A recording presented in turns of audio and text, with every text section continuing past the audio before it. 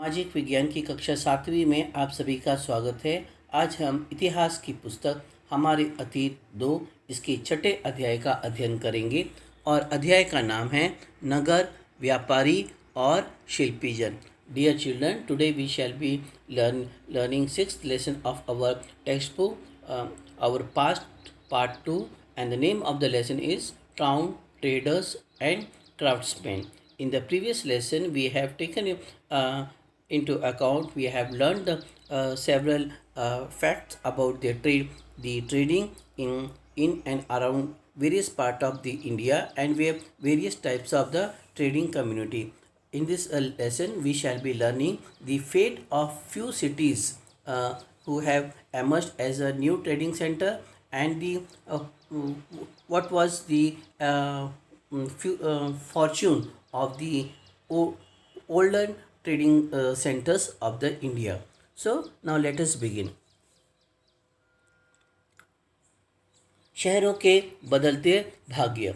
कई शताब्दियों के लंबे समय में अहमदाबाद, सूरत, भरूच जैसे कई नगर बड़े व्यापारिक केंद्र के रूप में विकसित हुए। ये इसलिए विकसित हुआ क्योंकि यहाँ पर यूरोपीय व्यापारियों का आना शुरू हो गया।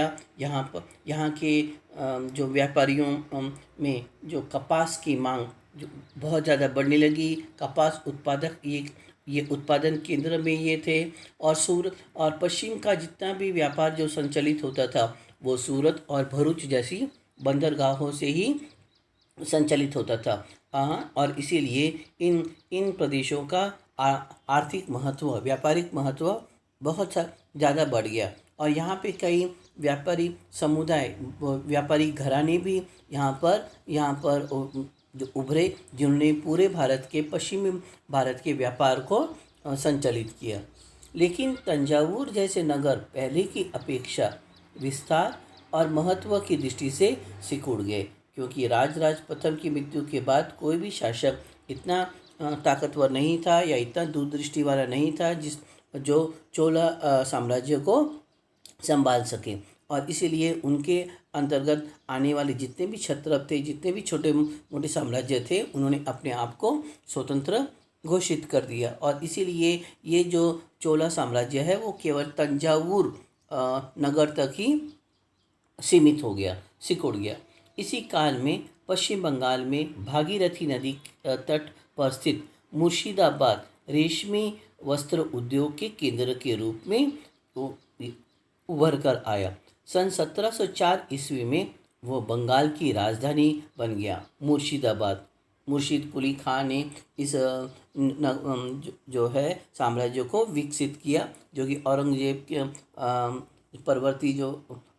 के बाद जो परवर्ती मुगल आए उनके साम्राज्य में उन्होंने अपना एक स्वतंत्र साम्राज्य स्थापित किया। ये हम आगे की किताब में पढ़ेंगे। लेकिन ईस्ट इंडिया कंपनी के व्यापारियों के साथ यहाँ के व्यापारी प्रतिस्पर्धा नहीं कर पाए, और ये व्यापारिक प्रतियोगिता में बहुत पिछड़ गए। अतः ये नगर अपना अस्तित्व खो बैठा। यहाँ पे दो व्यापारी समुदाय थे, एक तो थे ताती और दूसरे थे चुलाहा, जो कि रेशमी वस्त्र उत्पादन करते थे, और जो कि यहाँ पर सूती वस्त्र उत्पादन करते थे। और यहीं से ये जो सूती वस्त्र उद्योग यूरोप में काफ़ी प्रचलित हुआ। और आप जो है ऑक्सफोर्ड की डिक्शनरी में एक शब्द ढूंढ सकते हैं, मसलिन का ये जो शब्द लिया है वो बंगाली भाषा के शब्द मलमल से लिया है। मलमल का मतलब सूती वस्त्र, मसलिन का मतलब सूती वस्त्र। तो यहाँ इतना यहाँ का सूती वस्त्र उद्योग विश्व में प्रसिद्ध था। लेकिन अंग्रेज जब आए और उन्होंने मशीन पर बुने वस्त्र यहाँ पर बेचने शुरू किया, और वो भी सस्ते दामों पर, तो इससे यहाँ के बुनकरों को आर्थिक नुकसान हुआ। और ये जो पहचान थी मुर्शिदाबाद की कपड़ों के मामले में, वो उन्होंने खो दी। Changing fortunes of town. Over the centuries, many cities like Ahmedabad, Surat, and Bharuch have developed into big trading centers. But cities like Thanjavur shrunk from the point of view of expansion and importance. It is on account of the fact that After the death of the Chola Emperor Raj I, there was no able ruler who could consolidate the Chola Empire, and as a result, all the small Kshatraps and all the small rulers who were under the dominion of the Chola Empire, they get themselves freed from the Chola Empire, and there was foreign invasion over this Chola Empire after the death of Raj I. As a result, this Chola Empire and the importance of the Thanjavur, it declined gradually. It was during this period that Murshidabad, located on the banks of the river Bhagirathi in West Bengal, emerged as a center of silk textile industry and cotton textile industry as well. There were two weaving communities who lived in Murshidabad or around the Murshidabad, that is the Bengal province. The name of name of those weaving communities were Tati and Julaha, but they couldn't withhold the tough competition from the European traders, because there was industrial revolution in Europe, and the cotton textiles were industries business were done on the machine or the Manchester. The clothes were very finely woven and lightweighted, and it was cheaper in comparison to the cloths produced by the Indian weaving community. As a result, the cotton textile industry in and around the Murshidabad declined, and there was some other policies that led to the decline of this textile industry in West Bengal and the rest part of the India. We shall be talking about those factors in class 8. For the time being, you just keep in your mind that with the advent of the European traders, the Indian textile industries declined, because they used to supply very finely woven cotton clothes, and that too at the cheaper price, whereas the Indian cottons was somewhat coarse and expensive in comparison to the European counterpart. So it became this Murshidabad became the capital of Bengal in 1704 AD. But in competition with the East India Company, merchants, the local weavers fell behind. So this city lost its status. Which city lost its status? Murshidabad. Hampi Hampi की वास्तुकला का सौंदर्य, architectural splendor of Hampi. This Hampi lies between the river plains of Krishna and Tungabhadra in Karnataka. See the architecture of the palace built over here. What was the speciality about it? There was no use of the cement, mortars, or what is a steel in construction of these giant palaces. The rocks are joined together by interlocking with each other. What to say? A method of interlocking was adopted to fix two bricks together instead of applying cement, mortars, or steel here. So that was the speciality of the Hampi palace. ये देखिए, ये जो हम्पी का किला है उसके स्थापत्य की सबसे जो है बड़ी विशेषता क्या है कि ये जो बड़े बड़े यहाँ पर महल बनाए गए या उनकी दीवारें बनाई गई या उनके बुर्ज बनाए गए, वहाँ पर कहीं पर भी सीमेंट, गारे और स्टील का उपयोग नहीं हुआ. इसमें क्या है, जो दो पत्थरों को एक दूसरे में फंसा कर इंटरलॉक करके उन्होंने इतने बड़े जो है पैलेस बनाए, कहीं पर भी वहाँ पर स्टील का उपयोग नहीं हुआ. तो ये एक प्रकार जो है आर्किटेक्चर का यानी स्थापत्य का एक अनुपम उदाहरण है. हम बात करेंगे किलेबंदी. हम्पी नगर कृष्णा और तुंगभद्रा नदियों की घाटी में स्थित है। यह नगर विजयनगर साम्राज्य का केंद्र स्थल था। यानी ये दक्षिण भारत में विजयनगर और बहमनी दो दो बड़े साम्राज्य थे जो मध्य काल में वहाँ पर अस्तित्व में आए। उनमें से ये विजयनगर साम्राज्य। हम्पी इस शहर की किलेबंदी उच्च कोटि की थी। किले की दीवार के निर्माण में कहीं पर भी सीमेंट गारे का इस्तेमाल नहीं किया गया। दीवार शिलाखंडों को आपस में फंसाकर बनाई गई थी। यानी यहाँ पे जो पत्थर थे उनको आपस में फंसाकर ये जो है दीवार खड़ी की। मैंने अभी आपको बताया। और ये कर्नाटक राज्य में, एक बात याद रखिए, हम्पी का जब भी नाम आएगा तो वो कहाँ, भारत के कौन से राज्य में है? कर्नाटक राज्य में। किन दो नदी भूभाग में ये फैला हुआ है? कृष्णा और तुंगभद्रा। ये कृष्णा और तुंगभद्रा दो आपके बीच में ये हम्पी स्थित है। इतना आप याद रखिए। Fortification. Hampi city, Hampi town is situated in the valley of Krishna and Tungabhadra rivers.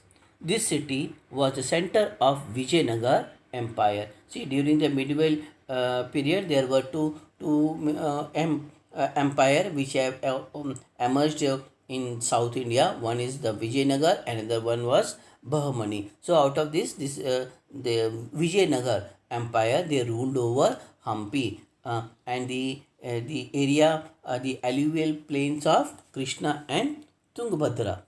The magnificent ruins at Hampi reveal a well-fortified city. No mortar or cementing agent was used in construction of these walls, and the technique followed was to wedge them together by interlocking. Means they simply interlock two rocks or two blocks, two bricks in such a way that they should not move from their place. Okay, so this is the technique which was developed during the Hampi Empire. वास्तुकला। यहाँ के शाही भवनों में भव्य मेहराब और गुंबद बने हुए थे। हम मेहराब के बारे में हमने अभी जो पिछले ही लेसन में पढ़ा। मेहराब क्या है? एक प्रकार की कमान होती है, आर्क होती है। हमने अनुपस्थ, टोड़ा, ये तकनीक पिछले लेसन में हमने इसके बारे में सीखा है। तो बड़े बड़े मेहराब यहाँ पर बने थे और जो है गुंबद नुमा महल बने हुए थे। यहाँ पर स्तंभों वाले कई विशाल कक्ष थे। ठीक है, यानी बहुत बड़ा विशाल सभागृह और वो सभागृह खंभों पर खड़ा हुआ था। इनमें मूर्तियों को रखने के लिए आले बनाए हुए थे। वहाँ सुनियोजित बाग बगीचे भी थे जिनमें कमल जैसी, यहाँ पे कमाल लिखा है, कमल जैसी आकृति वाले मूर्ति कला के नमूने होते थे। वहाँ पे कमल जैसी आकृति के जो मूर्ति कला के नमूने थे। तो ये एक वास्तुकला का एक उदाहरण है। तो आपने कितनी बात सीखी? 3 बात सीखी। पहली बात, यहाँ पे जो महल बनाए गए या उनकी बाहरी दीवार बनाई गई, वहाँ पर कहीं भी सीमेंट और गारे का इस्तेमाल नहीं किया गया। इंटरलॉकिंग यानी 2 शिलाखंडों को आपस में फंसाकर उन्होंने दीवार खड़ी की। जो शाही भवन थे उनके बड़े बड़े गुंबजनुमा महल बनाए और वहाँ पर कई मेहराब भी थे। बहुत बड़े बड़े विशाल कक्ष भी थे और इन विशाल कक्षों में मूर्तियों को रखने के लिए आले बनाए हुए थे। बाग बगीचे भी थे जिनमें कमल जैसी आकृति वाले मूर्तियाँ रखी गई थी। तो ये वास्तुकला की कुछ उदाहरण है हम्पी के। इसको आप ज़रूर याद रखिए, परीक्षा में ये आपको पूछा जाएगा। Architecture. The building in the royal complex had splendid arcs and domes. They had pillared hall with niche for holding sculptures. They also had plant orchard and gardens with sculptural motifs such as lotus and corbels.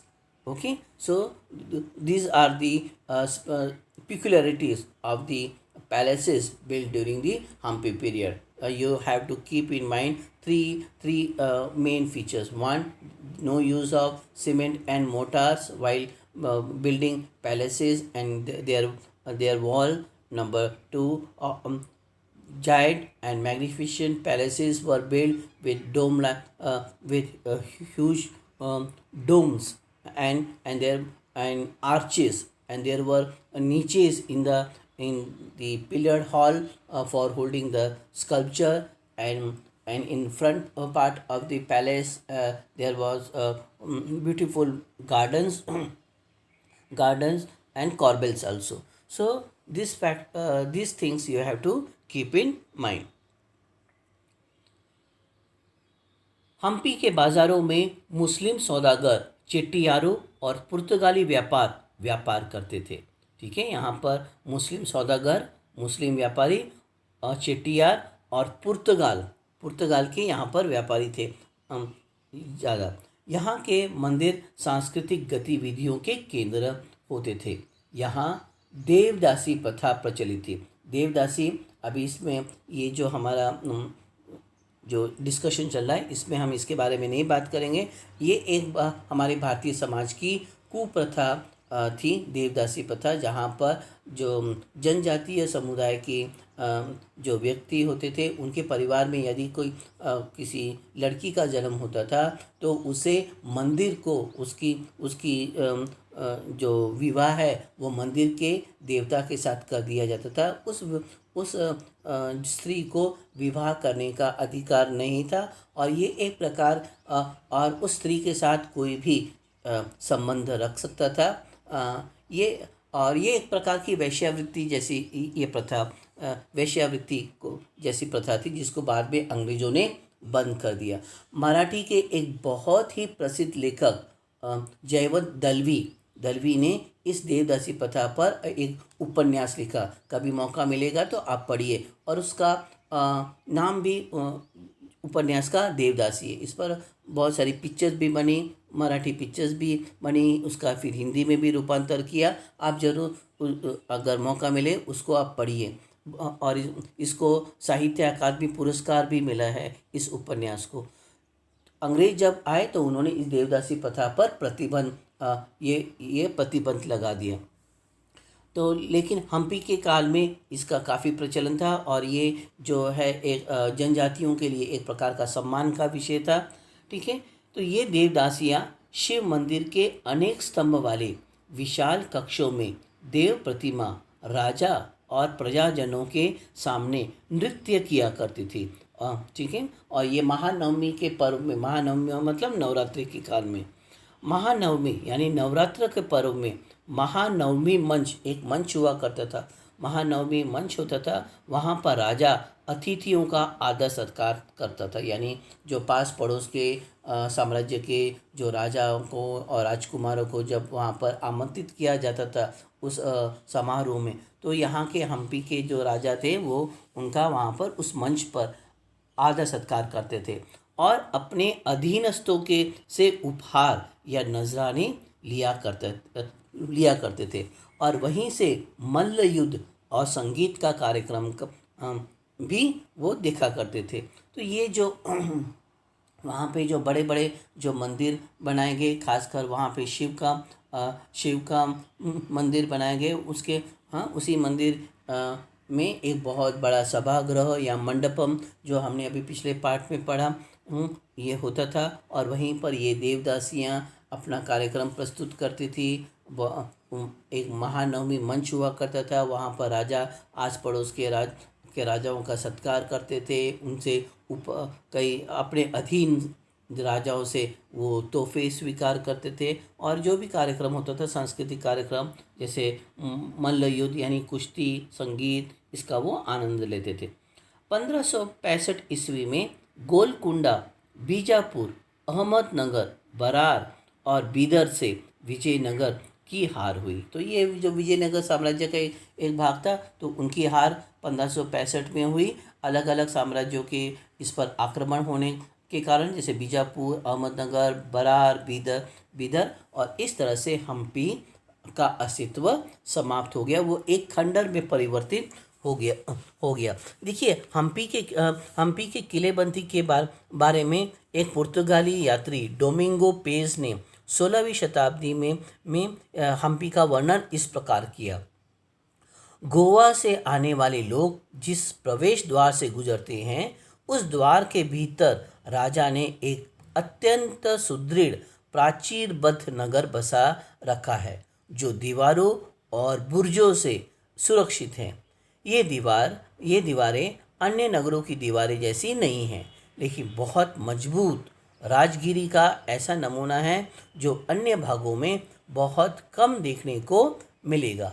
उसके भीतर उसी रीति से बनाए गए भवनों की अत्यंत सुंदर कतारें हैं, जिनकी छत सपाट है। तो ये ऐसा उन्होंने जो है हम्पी नगर का वर्णन किया। लेकिन गोलकुंडा, बीजापुर, अहमदनगर, बरार और बीदर के आक्रमण से इसका अस्तित्व समाप्त हो गया और वो ये खंडर में परिवर्तित हो गया।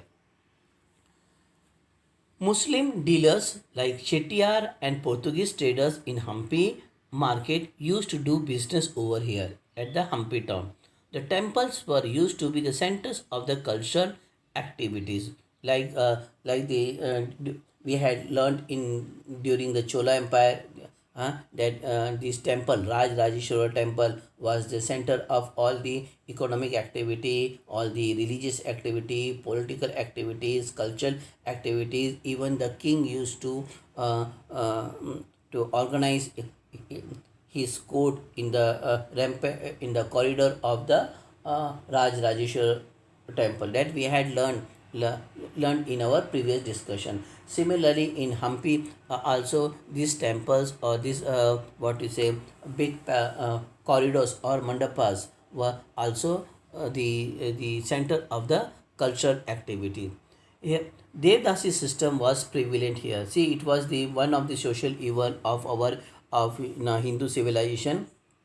In this system, what happens,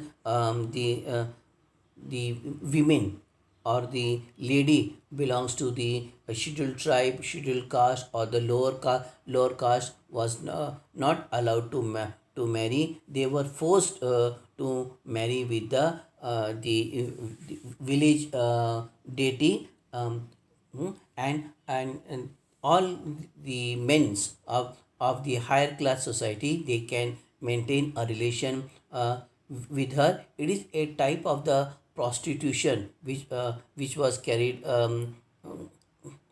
over in the name of the what you say in the name of the deity, or in the name of the religion, or in the name of the god. When British East India arrived in India, they imposed restriction over this practice. There was a there is a what you say renowned Marathi author called Jayavant Dalvi. He wrote a novel about the evils of this the Devdasi, and he was given the what you say literature award called Sahitya Academy Award. So many movies were also prepared over this topic. You go through the this what you say Devdasi novel available over the net, or if you happen to view the movie, there you will find what kind of the social evils was prevalent during the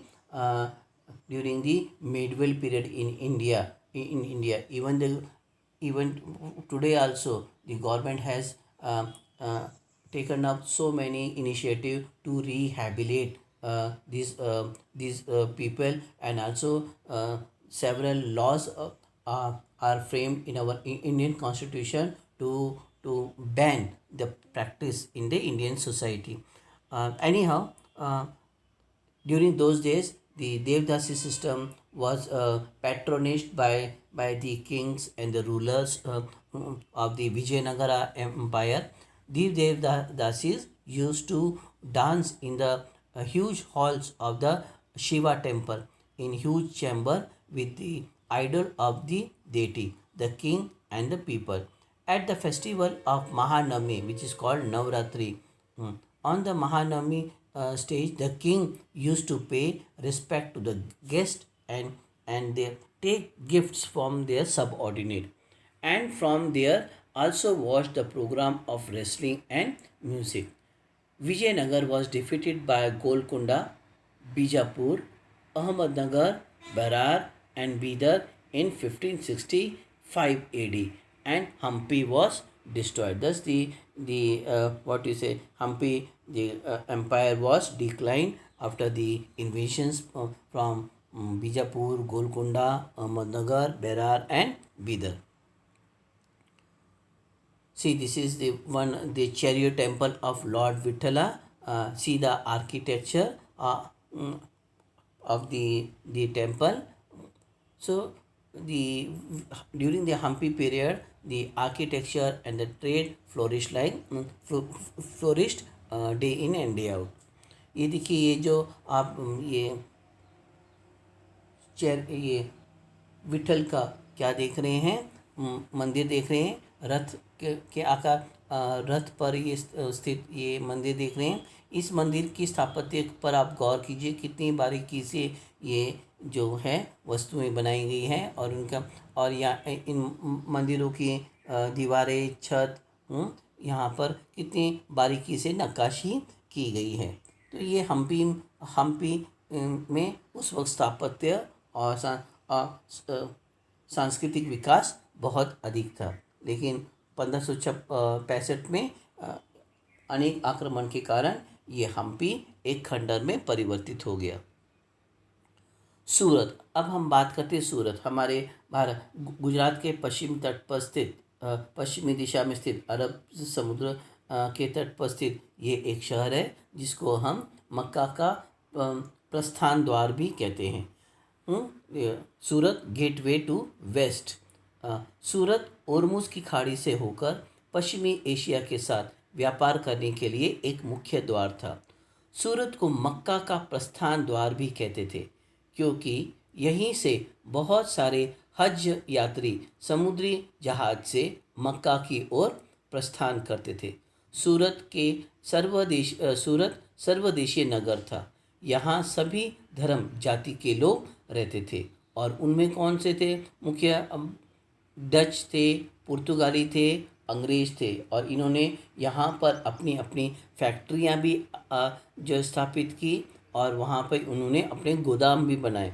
यहाँ के सूती वस्त्र सुनहरी गोट किनारियों जरी के लिए बहुत ही प्रसिद्ध थे। यानी यहाँ पे सूती वस्त्र का कारोबार होता था, और सूती वस्त्र जब वो बनाते थे तो उनके किनारों पर ये सुनहरी जरी का काम करते थे। ठीक है, तो यहाँ पर इस प्रकार का व्यापार प्रसिद्ध था। पश्चिमी एशिया, अफ्रीका और यूरोप में इनके बाजार थे। सूरत में सूती वस्त्र की थोक और फुटकर दुकानें थीं। ठीक है, क्योंकि मैंने पहले बताया कि ये कपास उत्पादक क्षेत्र पर स्थित थे। ये अरबी समुद्र पर ये नगर स्थित है। यहीं से उत्तर भारत के लोग, राजस्थान और ये समस्त उत्तर भारतीय लोग समुद्री उन्हें जो इस्लाम धर्म को मानने वाले थे, वे हज की यात्रा इसी सूरत की बंदरगाह से करते थे। तो इसलिए इसको मक्का का प्रस्थान द्वार भी कहते हैं, या यहीं से पश्चिमी एशिया की तरफ यानी यूरोप की तरफ जाने वाला समुद्री मार्ग था। तो इसलिए यहाँ पर बहुत सारे व्यापारी समुद्री मार्ग से आते थे। Surat was the main gateway to trade with West Asia via the Gulf of Hormuz. Surat was also known as the departure gate of Mecca because from here many Hajj pilgrims used to leave the ship for Mecca. It was a cosmopolitan city. What do you mean by a cosmopolitan city? Cosmopolitan city is a city where the people belonging to so many religious strata used to live in cognizance with the local people, and there was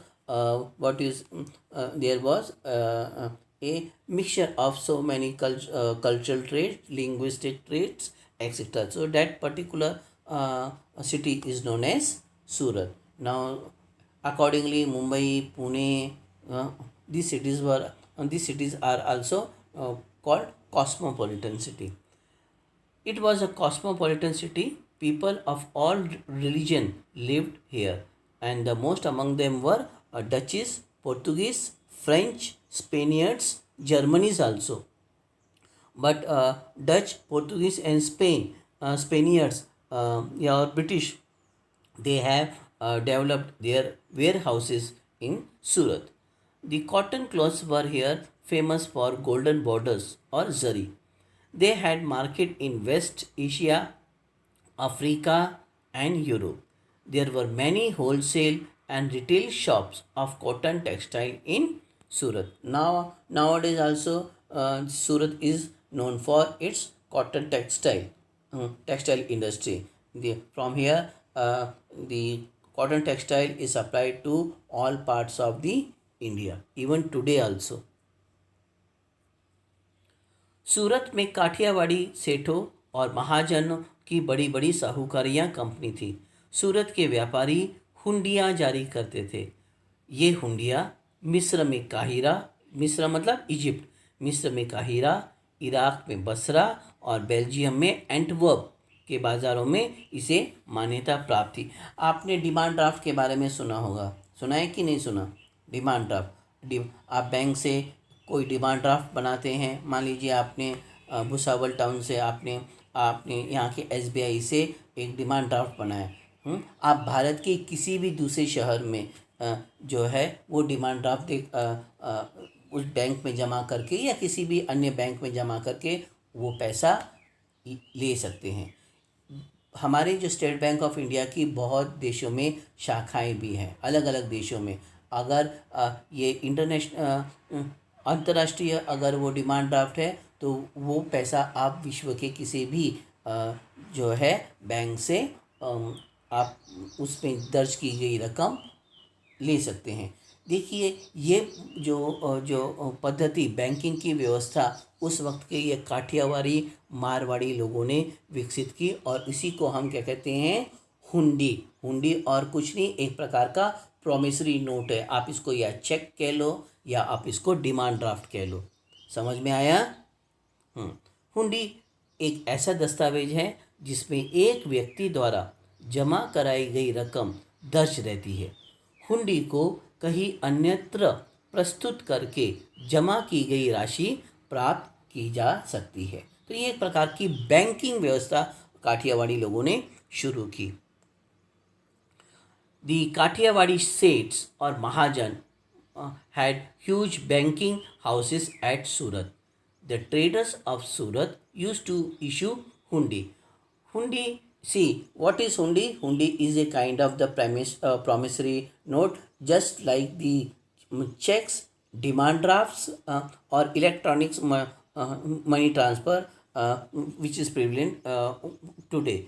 Okay, by showing this promissory note to the other branches of the bank situated in the other parts of the country or abroad, you can receive the amount depicted over that promissory notes. Okay, the Surat hundis were honored in the far off market in Cairo in Egypt, Basra in Iraq, and Antwerp in Brazil. So you see, the Suryat Kathiawadi merchants have their outlet or have their branches in Egypt, in Iraq, and in Antwerp, and that's why whenever they issue this promissory note, or you can call it a hundi, that particular hundi is honored in Egypt, Cairo, and Basra, Iraq, and Antwerp in Belgium. So let us know the definition of hundi. What is a hundi? Hundi is a document in which the amount deposited by a person is recorded, and the said amount deposited can be obtained by presenting the bill elsewhere. They should have the branch over that particular country. So this is called hundi. Hundi is a kind of a promissory note, okay, issued by the merchants of Gujarat. And who were the merchants of Gujarat? Kathiawadi Mahajan.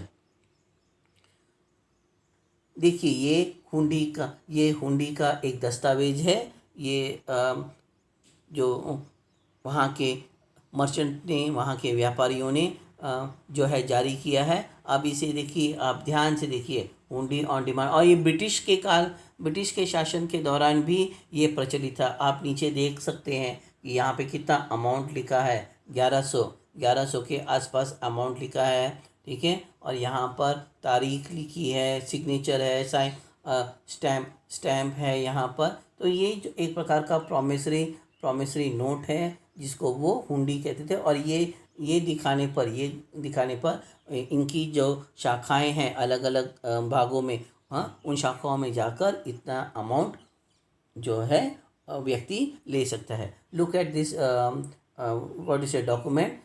This document shows the hundi or a promissory note. See, in the very first line it is written, pay to bearer. Who is the bearer? Who is holding the hundi? And at the bottom there is a what you say, amount.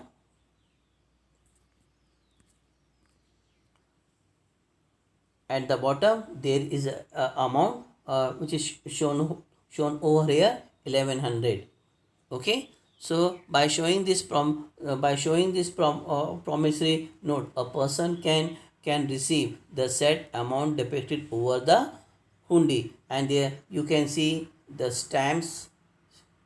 You can see the stamps which is inscribed over the promissory note. So this and there should be the branches of the banks in the abroad cities from where a person can get the amount depicted over the promissory notes. And the Gujarati traders or the traders from of the Surat have their branches in Egypt, Cairo, in Basra, Iraq, and in Antwerp, Belgium. Okay.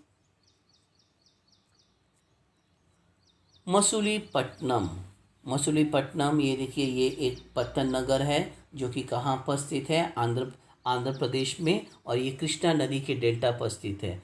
यहाँ पर Holland तथा England दोनों की east India company ने मसूलीपट्टनम पर नियंत्रण करना चाहा. और इसका मेन उद्देश्य क्या था? ये क्यों यहाँ पे मसूलीपट्टनम पर क्यों अपना अधिकार करना चाहते थे? क्योंकि मसूलीपट्टनम मसालों के लिए, चंदन की लकड़ी के लिए और हाथी दांत के लिए जो है काफ़ी प्रसिद्ध थी. इसलिए सबसे पहले यहाँ पर हॉलैंड वासियों ने अपना नियंत्रण स्थापित किया. बाद में यहाँ पर ब्रिटिश ईस्ट इंडिया कंपनी की भी यहाँ पर रुचि बढ़ी. मसूलीपट्टनम का किला, जो यहाँ पर किला है, वो हॉलैंड वासियों ने बनाया.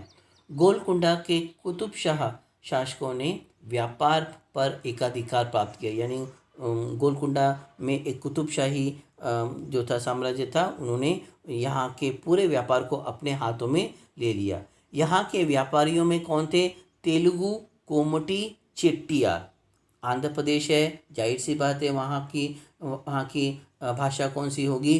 तेलुगु होगी. तो तेलुगु यहाँ के आंध्र प्रदेश में चेट्टियार नामक के व्यापारी समुदाय थे जो कि वहाँ पे व्यापारी करते थे. इसके साथ साथ यहाँ पे फारसी व्यापारी भी थे, यूरोपियन व्यापारी भी यहाँ पे थे.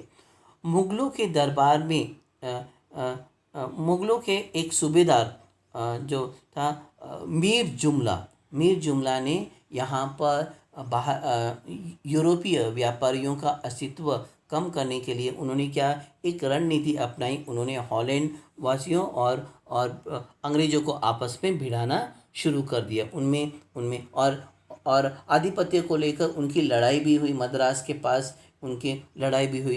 अंग्रेज़ों की लड़ाई हॉलैंड के साथ भी हुई, उनके और फ्रांस के साथ भी जो है उनका बहुत लंबा युद्ध चला. केवल भारत में ही नहीं, यूरोप में भी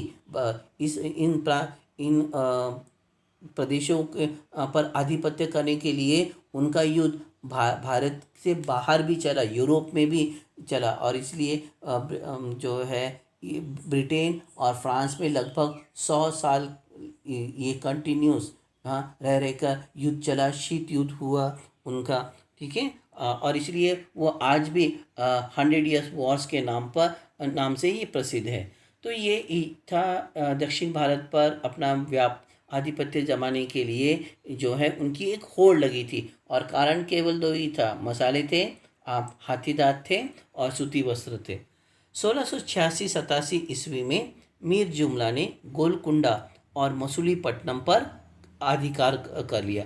अभी उन्होंने जो है यूरोपियों पर बहुत सारे प्रतिबंध लगाए, इसलिए अब यूरोपियों ने जो है व्यापार के कुछ अन्य क्षेत्रों की खोज करने लगे, और उन्होंने अपना व्यापार यूरोपियों ने अपना व्यापार भारत के अन्य प्रांत पर जो है स्थानांतरित किया, मुंबई, मद्रास और कोलकाता। और इस तरह से मसूलीपट्टनम अपना महत्व धीरे धीरे जो है खोता चला गया। यहाँ से व्यापारी बाहर के प्रांतों में चले गए, और इसलिए मसूलीपट्टनम की आय कम हो गई, तो वो जो है साम्राज्य धीरे धीरे समाप्त हो गया। Masulipatnam, the town of Masulipatnam, और we can call it Machilipatnam, is situated on Krishna River Delta.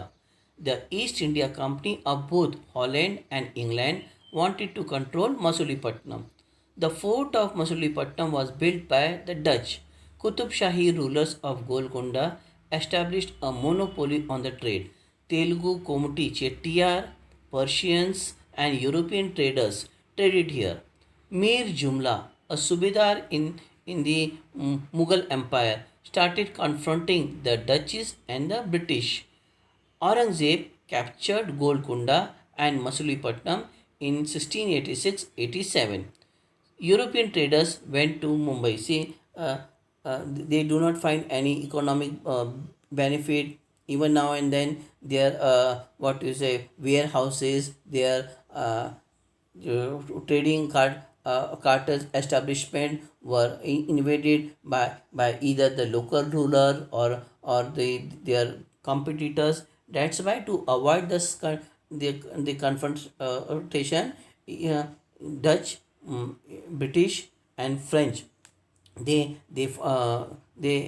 discovered new avenues of trading in the form of Mumbai, Madras and Kolkata, and thus Machilipatnam or Masulipattnam remained nothing more than the ruins.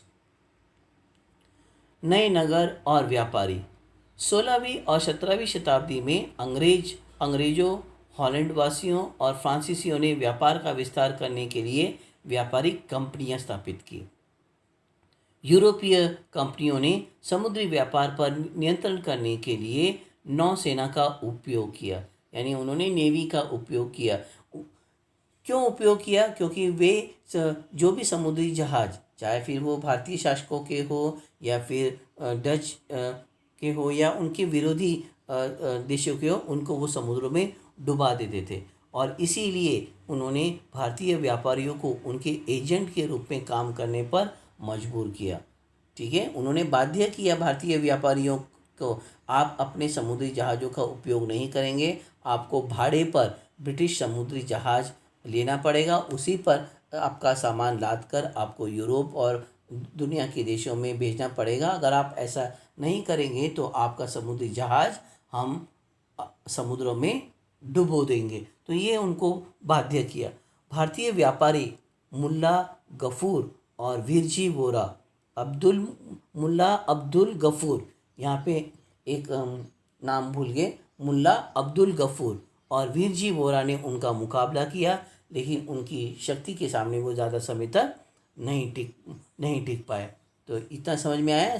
देखिए, 16-17वीं शताब्दी में भारत के साथ व्यापार करने के लिए व्यापारिक कंपनियां स्थापित की। अपने व्यापारिक कंपनियों को संरक्षण देने के लिए उन्होंने नौसेना का सहारा लिया। नौसेना इसलिए ताकि वो विरोधियों जो है व्यापारिक प्रतिष्ठानों को निशाना बना सके, उनके समुद्री जहाज डुबो सके। उन्होंने भारतीय व्यापारियों को बाध्य किया कि भाड़े पर उन्हीं के जो समुद्री जहाज़ का इस्तेमाल करें और ठीक है, और उन्हें जो है उसके बदले काफ़ी जो कीमत चुकाए। भारतीय व्यापारी मुल्ला अब्दुल गफूर और वीजी वोरा ने उनका मुकाबला किया, लेकिन बाद में वे भी उनके सामने हार गए। In 16th-17th century, the British, Holland and French established trading companies to expand trade. European companies used the navy to control maritime trade. They forced the Indian traders to work as agents for them. Indian businessmen Mullah Ghaffur and Virji Vora competed against them but could not last long. They surrendered before the British East India Company. सूती वस्त्र के बढ़ते व्यापार के चलते रंगाई, बुनाई, कताई आदि व्यवसाय भी अस्तित्व में आए। अभी शिल्पकारों की स्वतंत्रता घटने लगी। ये जितने भी हमारे भारत के जो जो बुनकर समुदाय थे, चाहे ये पश्चिम बंगाल में हो या बंगाल प्रांत में हो या दक्षिण भारत में हो या उत्तर भारत में हो, हाँ, इनके पास यूरोपीय व्यापारी आते थे और उनको वो निश्चित ऑर्डर देते थे और ऑर्डर के अनुरूप ही उनको कपड़ा बनाने के लिए कहते थे। ठीक है, इसके लिए वे उन्हें जो है कर्जा भी देते थे। ठीक है, लेकिन बाद में जो है उनके द्वारा बनाए गए सामान को बहुत ही सस्ते दामों पर वो खरीद लेते थे, नहीं तो कभी कभी वो उनसे सामान भी नहीं खरीदते थे और उन्हें अपना कर्जा वापस करने के लिए कहते थे। तो इस तरह बहुत सारे जो बुनकर है वो बुनकर क्या हो गए, कर्जदार हो गए या बेरोज़गार हो गए। हमने अभी देखी सिविल्स की किताब में हमने दादन व्यवस्था के बारे में पढ़ा। ये दादन व्यवस्था क्या है, एक प्रकार का कॉन्ट्रैक्ट पद्धति है जहाँ पर व्यापारी पेशगी देता है और पेशगी के अनुसार ही उनको कपड़ा। तो ये जो पद्धति थी वो कब शुरू हुई, ये पुर्तगालियों के समय और ब्रिटिश के समय भारत में जो है विकसित हुई। बड़े बड़े महानगरों का उदय हुआ, जैसे मुंबई, कलकत्ता और मद्रास। और जो जितने भी भारतीय कारीगर थे, चाहे फिर वो वस्त्र उद्योग से जुड़े हो, चाहे फिर वो भवन निर्माण से जुड़े हो या फिर किसी प्रकार के जो लोहार, सोनार वगैरह, ठीक है, इन सारे कारीगरों को उन्होंने एक क्षेत्र में क्या कर दिया, सीमित कर दिया और उन एक बस्ती में उन्होंने सीमित कर दिया। और उन बस्ती को क्या कहते थे, ब्लैक टाउन्स, जहाँ पर केवल भारतीय लोग रहा करते थे। और अपने लिए उन्होंने बहुत ही पॉश यानी बहुत ही सुनियोजित नगर का उन्होंने विकास किया, जहाँ पर केवल अंग्रेज़ों की बड़ी बड़ी हवेलियाँ थी, राजमहल थे, किले थे, और वहाँ पर ये अंग्रेज़ रहा करते थे। तो देखिए उनमें से कुछ उदाहरण हैं। ब्रिटिश अधिकारियों ने मद्रास में फोर्ट सेंट जॉर्ज और कलकत्ता में फोर्ट सेंट विलियम जैसी शानदार कोठियाँ बनाई, शानदार हवेलियाँ बनाई, शानदार किले बनाए। और भारतीयों को उन्होंने एक तंग गलियों वाली एक बस्ती में उन्होंने सीमित कर दिया, जिसको ब्लैक टाउन्स कहा जाता था। ये आप याद रखिए। In the wake of cotton textile business, dyeing, weaving, spinning, etc., occupations emerged, came into existence. The freedoms of the craftsmen began to decrease. See, the weaving community have during the reign of the British era have no right to prepare the cloth of its own. This British merchant used to approach the weaving community like Tati, Julaha, Devang, Kaikular, Saleh, and they were given the orders to prepare the clothes according to their will. And for that, the British merchant used to give them ample amount of loans. But they used to purchase the entire produce at a very cheaper price, or sometimes they deny to take over the product from this weaving community on the pretext that the weaving communities have not supplied the consignment on the stipulated time, and that's why they compel the weavers to pay back the entire loan. As a result, many weavers became indebted and employed. During this period, during the medieval period, that is during 16th to 17th century, great metro cities emerged like Mumbai, Calcutta, and Madras, and what do you say, concentrated the Indian artisans, Indian uh, workers, or Indian natives into a small into a town called Black Town, and this Black Towns is very congested without any ample public facilities, ample marketplaces or outdated. Whereas the British authority built magnificent colonies for their people, like Fort St. George in Madras and Fort St. William in Kolkata. आइए हम देखते हैं अभी तक हमने क्या सीखा। दक्षिण भारत का एक प्रसिद्ध व्यापार संघ का नाम क्या है? उत्तर है मणिग्रामम। गिल्ड से क्या तात्पर्य है? गिल्ड का मतलब है व्यापारिक संघ या व्यापार संघ। मक्का का प्रस्थान द्वार किस नगर को कहते हैं? उत्तर है सूरत। मसूलीपट्टनम का किला किसने बनाया? मसूलीपट्टनम का किला हॉलैंड वासियों ने बनाया। भारतीय व्यापारी जिसके बहुत समुद्री जहाजी बेड़े थे, कौन था वो? एक मुल्ला अब्दुल गफूर और वीरजी वोरा। देवदासी प्रथा भारत के किस प्रांत में प्रचलित थी और वहाँ पर किसका शासन था? कर्नाटक राज्य में, और वहाँ पर विजयनगर साम्राज्य का शासन चल रहा था। तो इस तरह से ये पाठ पूरा हो गया। इसके अभ्यास के कुछ प्रश्न उत्तर आप अपनी होमवर्क नोटबुक में कंप्लीट करेंगे, लिखेंगे और इसको इसे याद भी करेंगे। एक बार दोबारा से इन मुख्य मुद्दों को आप सुनिए, अपनी नोटबुक में लिखिए और परीक्षा के लिए तत्पर रहिए। धन्यवाद।